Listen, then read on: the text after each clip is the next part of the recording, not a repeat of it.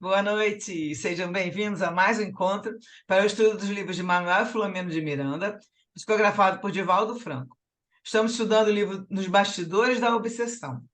Primeiramente, queremos agradecer a participação de todos que estão aqui ao vivo e também aqueles que irão assistir depois pelo canal do YouTube Leitura de Livros Espíritas. Toda terça-feira, após as 21 horas, o vídeo é publicado no canal. Nós somos um grupo de estudantes da doutrina espírita, estamos aqui para refletir juntos sobre os ensinamentos do livro. Peço agora que todos desliguem os microfones para que possamos fazer nossa oração inicial. Vamos elevar nossos pensamentos, que a paz de Jesus esteja conosco e que Ele nos conduza para os estudos da noite de hoje. Elevemos na direção do Pai, de Jesus, nosso irmão maior, e pedimos, Mestre Jesus, rogamos seu amparo para os propósitos de bem servir. Estamos aqui reunidos para mais um encontro de estudos sobre a vida espiritual, seu evangelho e a doutrina espírita. Que possamos estar receptivos à inspiração dos teus mensageiros e que os ensinamentos desse livro possam iluminar nossos caminhos, facilitando a nossa evolução. Pedimos então, Senhor, sua proteção e auxílio para iniciarmos as atividades da noite de hoje. Graças a Deus. Então, vou botar aqui o nosso resumo, pequeno hoje, deu 9 páginas, mas já com as referências, né? Então, cadê? Tirar a nossa carinha. Opa, está mais na frente. Então, hoje eu estudo 14, capítulo 12. Desobsessão e responsabilidade. Então, Miranda continua dizendo que, contando que as lutas prosseguiram contínuas e intensas. Amparados pela misericórdia divina, empenhávamos-nos em corresponder à confiança da espiritualidade superior. Fortificávamos-nos na fé e no entusiasmo, à medida que se multiplicavam os convites à árdua batalha da fidelidade ao dever espontaneamente assumido. Resistindo quanto nos facultavam as forças, inspirados e socorridos como estávamos, sentíamos a rara felicidade de nos encontrarmos nos campos da fé redentora. Os testemunhos deveriam ser silenciosos na cruz da abnegação e da renúncia. Aí ele vai dizer que no trabalho do intercâmbio mediúnico, naquele trabalho que eles fazem lá na União Espírita de Salvador, né, lá da Bahia, Saturnino elucidou que o irmão Glaucus viria à incorporação pelo médium Moraes para instruções valiosas. Então, Glaucus chegou, saudou todos em nome do Senhor e considerou: conforme estão informados, o nosso irmão Teofrastos tem sido hóspede querido desta casa. Desde as entrevistas que mantivemos, recolheu-se a meditações muito profundas e a arrependimento perfeitamente compreensível. Despertar para a verdade é também nascer para a responsabilidade. Conhecer o bem significa renunciar ao erro. Identificar-se com a vida abundante pode parecer embate fácil. Perseverar, no entanto, na comunhão com a vida maior, representa esforço sacrificial, sendo que sacrifício é o mesmo que sacro ofício, ou seja, um trabalho sagrado, que é aquele que vem do impulso devocional interior, que traz benefícios para além de si mesmo, aquele que você faz algo para o bem maior, na confiança de que o bem maior é também o seu bem.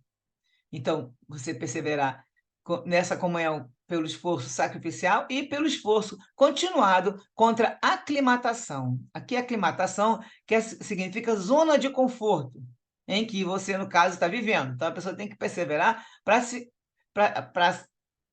sair dessa aclimatação, dessa zona de conforto, né? Comentário aqui que teve lá na live aqui. O Vitor falava: temos que vencer as aclimatações, essas zonas de conforto. É necessário sair do círculo vicioso da horizontalidade material para que se possa entrar na espiral evolutiva, na verticalidade que nos eleva. Temos que sair do chão para as instâncias superiores. Então, só um comentáriozinho. Teofastos, continuou Miranda narrando. Não, é o Glaucus narrando. Teofastos, marcado pela revolta que o consumia desde a punição pela fogueira, acalentou na mente a chama da vingança, buscando implacável aqueles que foram os responsáveis pelo seu sofrimento. Como, porém, o ódio enceguece e oblitera as fontes da razão, não conseguiu identificar exatamente aquele que tramou a infame tragédia, vindo a encontrá-lo só agora, em situação ainda mais inditosa do que a sua. Ele conservou do cristianismo a concepção infeliz que lhe deram os seus atormentadores. A doçura do amor de Jesus foi-lhe apresentada entre labaredas que lhe lamberam as carnes e em fumo que o asfixiou até a morte.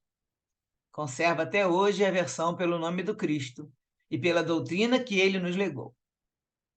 Invigilante, tornou-se algema de si mesmo e, sem esperança, fez-se todo suspeita, arrogância, inquietação. Embora o cansaço do mal empreendido por largo espaço e o receio de que já lhe esgotavam as forças para prosseguir. Ele já estava se sentindo já cansado, né? Já estava com tédio, né, que eles falam, a pessoa fica com tédio já no final. Colhido nas malhas dos atos recrimináveis, acredita-se novamente vítima das circunstâncias. Ignorava que os nossos atos nos elegem vítimas ou algozes de nós mesmos. E que, por mais cruel seja a nossa atuação, não fugimos ao nosso destino de felicidade, mais hoje ou mais tarde. Soou para ele o momento da redenção necessária e difícil. Imenso trajeto o espera. Longo mergulho na carne sofredora o aguarda, a benefício dele mesmo. Enquanto se dispõe à renovação espiritual, já que não nos cabe constrangê-lo sob qualquer pretexto ou circunstância, ou seja, ele é que vai ter que ficar mantendo firme esse propósito, se renovar espiritualmente, né? Ele observa, enquanto isso, as tarefas que aqui se desdobram, e o Glauco está falando ali naquele local que eles estão, onde ele está, no plano espiritual, né? Então, as tarefas que aqui se desdobram, a atuação dos cristãos novos, a conduta real que se deriva da fé raciocinada e o nível de amor inspirado no amor do Cristo. Acompanha as operações socorristas dirigidas aos sofredores de ambos os planos da vida, que aqui vêm trazidos e, sobretudo, com a nossa assistência afetuosa, segue os lidadores da fé. Então, aqui a gente percebe que ele está falando nesse plano espiritual que está na casa, nesse centro espírita, que aí também sempre tem aquela parte espiritual ligada ao centro. Então, eles estão lá trabalhando, tanto que ele fala que vai socorrer sofredores de ambos os planos da vida e, sobretudo, com a assistência afetuosa deles também, dos benfeitores, ele vai seguir os lidadores da fé, servidores da semeação evangélica e os médiuns trabalhadores, para sentir se os ensinamentos nesta casa, ministrados, são aplicados na conduta diária pelos que os administram. Então, ele vigia o lado da espiritualidade, mas ele também está acompanhando os médiuns, para ver se realmente são aquelas pessoas que, né, praticam o que falam. Né?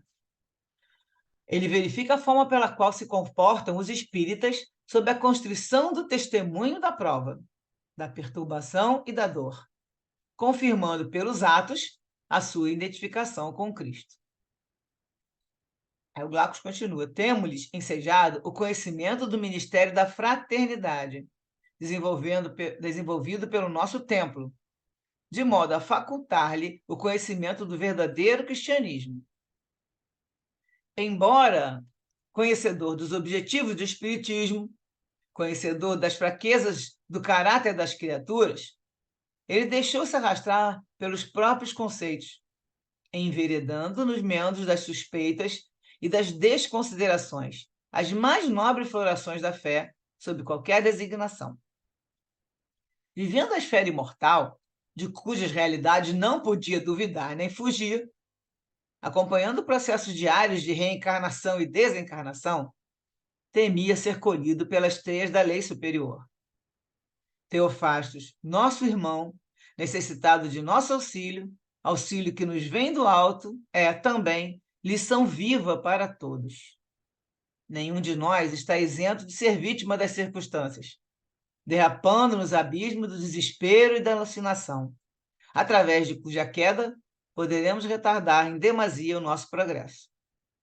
Muito justo que vejamos nele o nosso passado, ou o que poderia ser o nosso presente, caso não tivéssemos, aquinhoados como fomos, sabido receber e aceitar o convite de Jesus, nosso amigo e mestre. Desse modo, a vossa responsabilidade é muito grande. E está falando para também os encarnados que estão ali, né? O Miranda, o Petitinga. Então, a vossa responsabilidade é muito grande em face da conduta que devemos viver.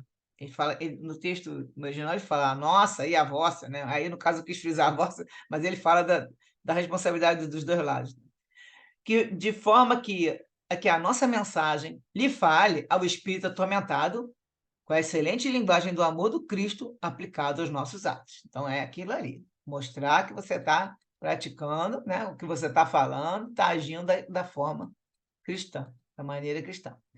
Testemunha da nossa vivência evangélica, Teofrastos incorporará as lições ouvidas e vistas ao patrimônio íntimo, adquirindo forças para doar-se àquele que nos levanta e ampara.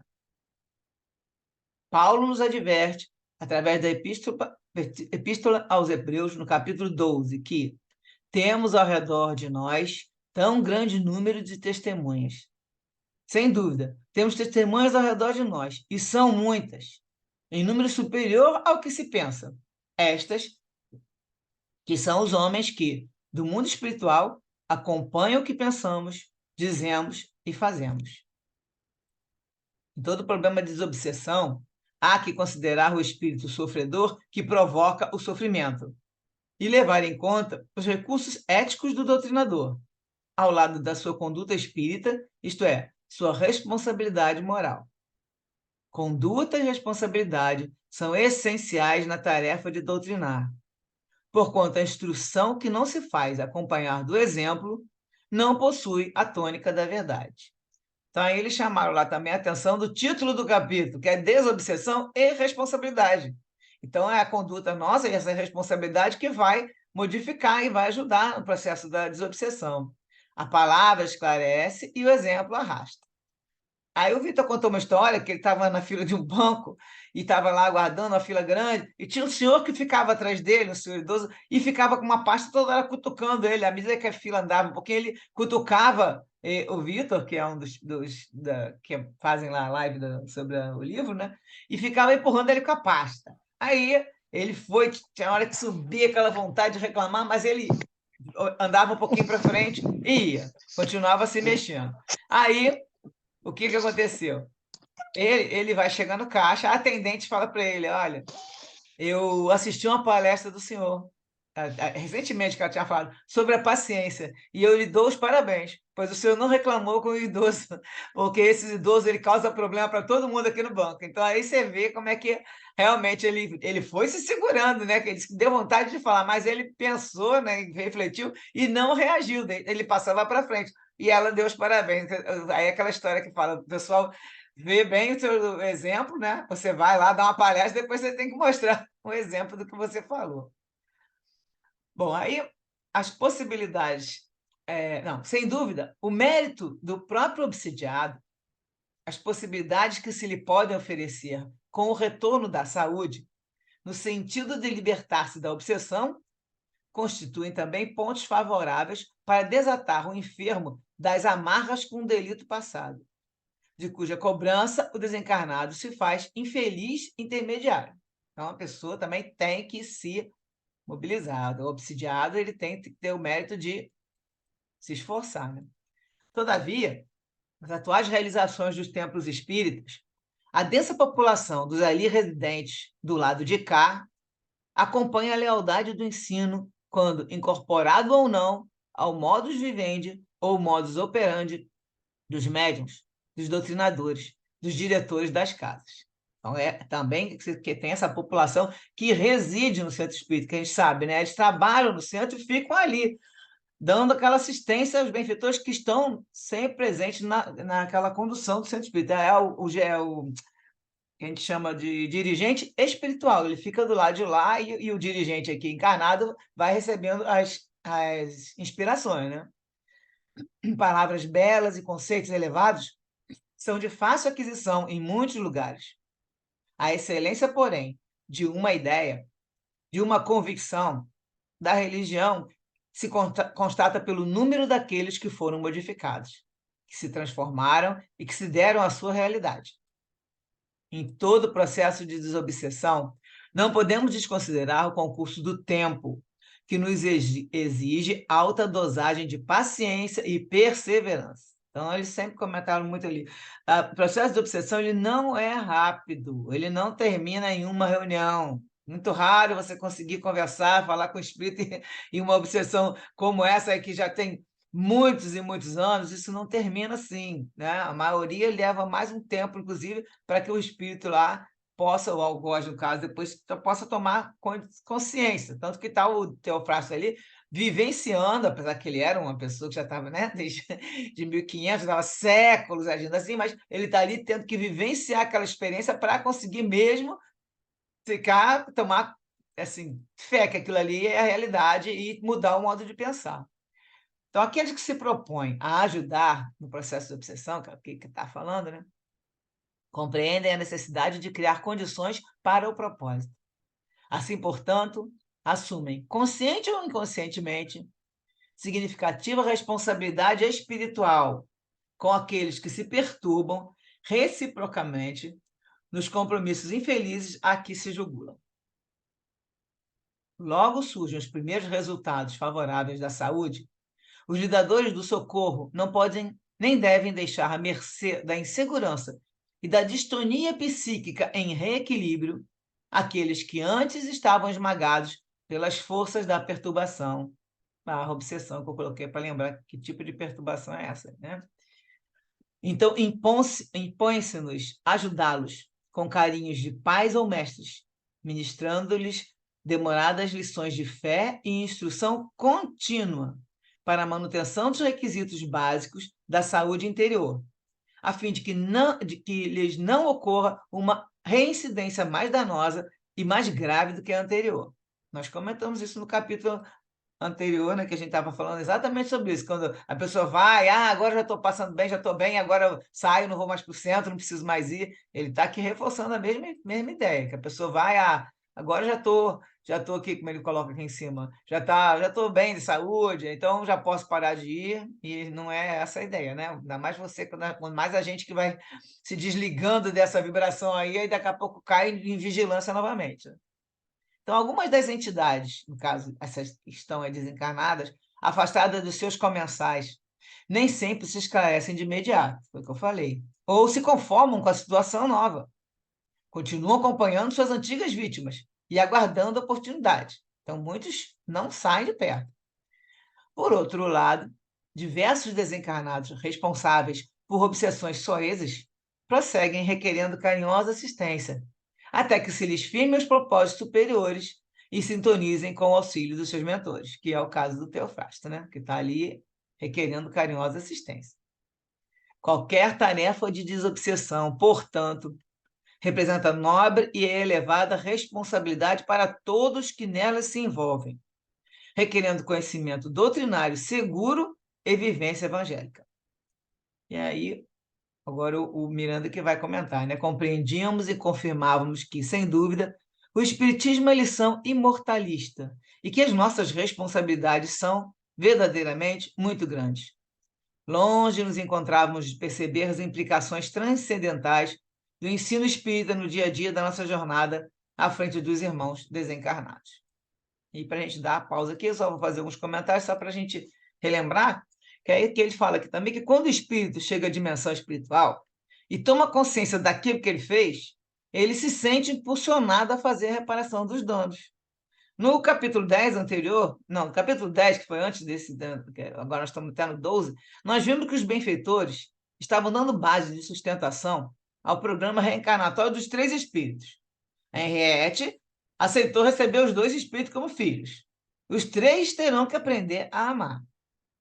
A mãe poderá ter alguma repulsa pelo Jean, que foi aquele que fez, né, tudo para destruir a vida dela com o Theo. E muito afeto pelo Theo. E entre os dois irmãos deverá haver alguma animosidade, já que foram rivais e amavam a mesma mulher, né? Agora, o que fica para a gente aqui, o alerta, é que o drama do Theo é lição para todos nós, pois nós poderíamos estar na mesma situação que ele, ou ainda pior, se a gente não tivesse aceitado o convite para a doutrina espírita, e no caso, para o Evangelho de Jesus também, né? Então, vamos dar uma paradinha agora para a gente comentar alguns minutinhos. Se você tem alguma dúvida, o que que vocês acharam?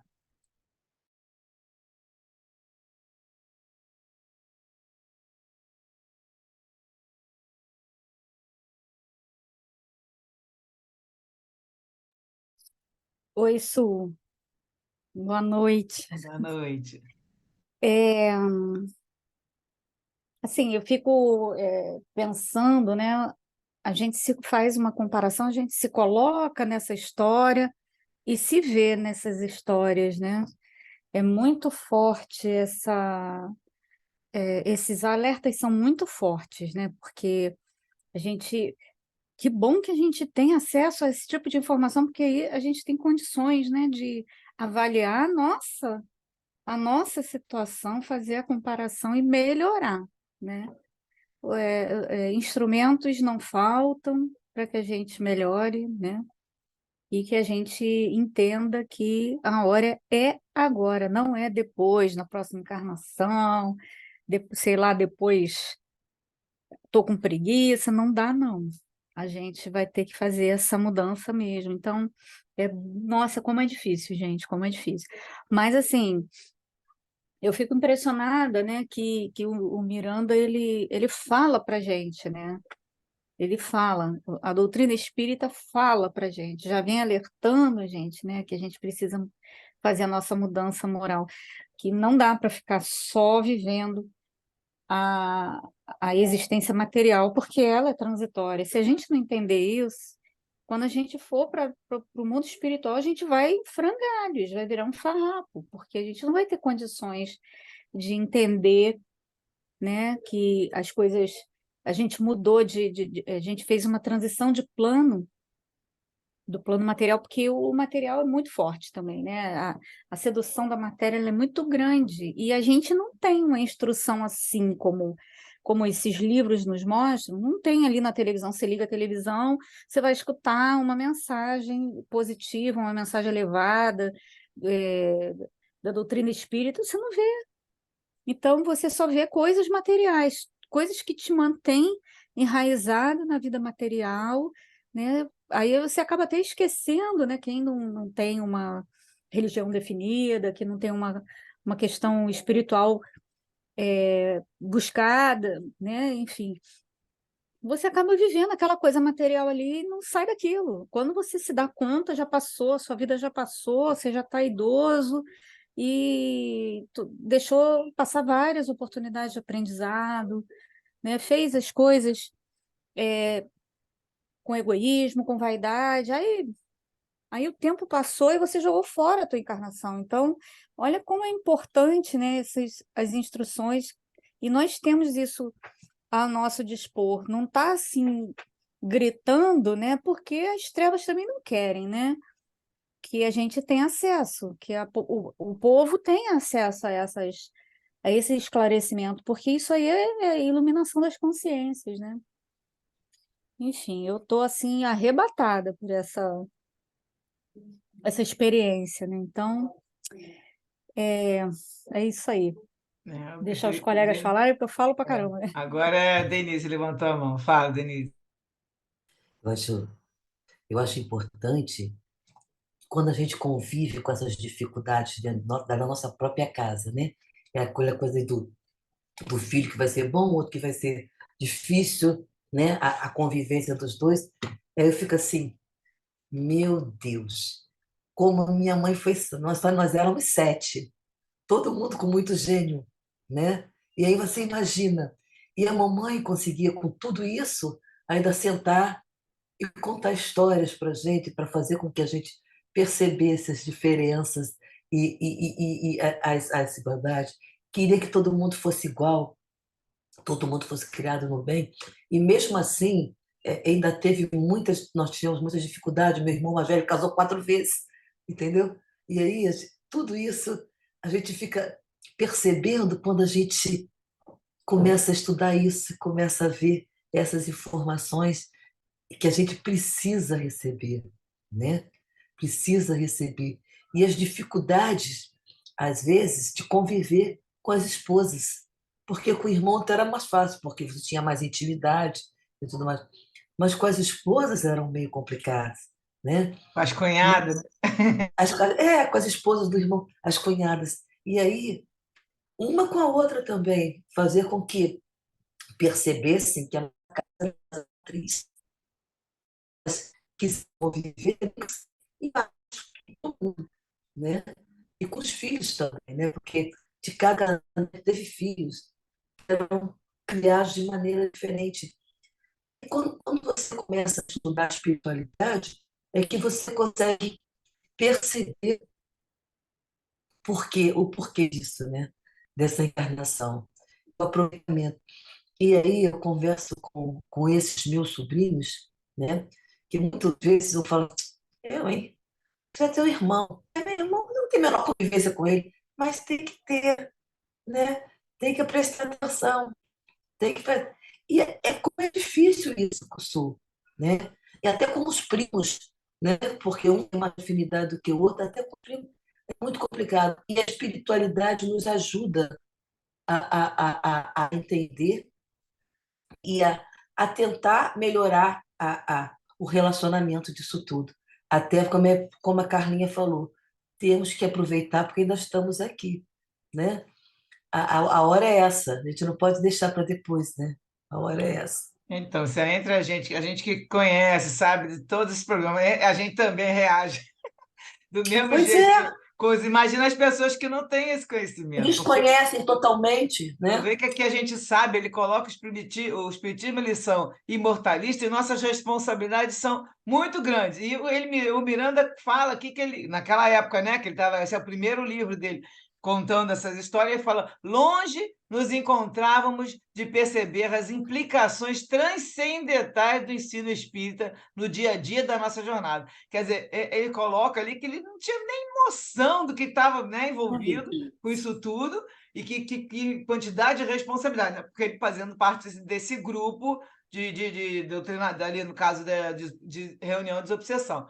Mas, de qualquer maneira, qualquer um de nós que temos esse conhecimento, não precisa ser médio nem fazer parte de reunião de desobsessão, a gente sabe, nós temos aí nas nossas mãos o instrumento que é essa doutrina maravilhosa, que a gente pode conversar com outras pessoas, que a gente pode fazer, no caso, é o consolador, então nós temos como consolar, conversar. Se a pessoa vai querer aceitar aquilo ou não, isso aí é o momento maturidade espiritual dela. Agora, que a gente pode se prontificar, sabendo da importância que tem. Você vê que ele fala aqui, no centro espírita, todo mundo ali está sendo vigiado. Todos os médios eles estão vigiando, está falando, está praticando. Os diretores do centro. Então, todos os que estão do lado de lá, no caso, tanto benfeitores quanto aqueles irmãos que estão fazendo tratamento, você vê o caso do Theo, eles estão Estão do outro sendo lado. trazidos, né? Eles, então, Para ajudar. eles são E aí levados, também tá? Porque a dimensão espiritual dentro do centro tem a parte também de hospital. Né? Você lembra que toda hora tem enfermeiro, tem isso, que o Miranda fala, o enfermeiro levou a pessoa para ali, para o local. O local é ali dentro mesmo, ao redor do centro, aquela dimensão espiritual que o centro tem, né? São dimensões. e é Então, isso. dentro dessa dimensão, eles ficam ali, fazendo trabalhos. Tanto eles estão olhando o pessoal entre os desencarnados, quanto eles estão vigiando a turma que está tendo reunião. Né? Então é isso que a gente tem que prestar atenção também. Bia, fala que já vai passar. Tem 6 minutos. Fala, Bia. É só complementar, né, que me veio aqui essa ideia agora, né, a questão da vontade, né, como é importante, né, a sua vontade de se modificar, né, e ainda nessa vida, não postergar para as próximas, né, até a questão da desobsessão, né, fala toda hora no texto, poxa, se a pessoa não quiser mudar, se ela não quiser se melhorar, não adianta, né, então como é importante, né, a questão da vontade, né, era E isso que aí, até eu como a lembrei. Su falou no início, né? No início desse capítulo, você não pode querer trazer uma pessoa, um espírito, né? Que está há séculos, que está dezenas de anos lá esperando na erraticidade e querer que em 10 minutos se convença, não vai conseguir, gente. Tá? Ele vai até E até o escutar, nosso vai próximo, né, Bê?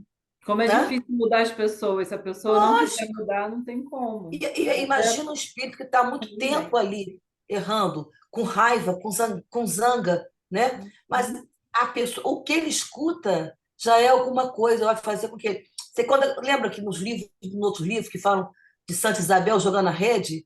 Então, os que são trazidos já são aqueles que querem realmente, Já estão mais estão tentando sensíveis. mudar, Já né? tem alguma diferença de vibração, né? A Ainda vibracional. que tem a possibilidade de chegar aqui e E escutar.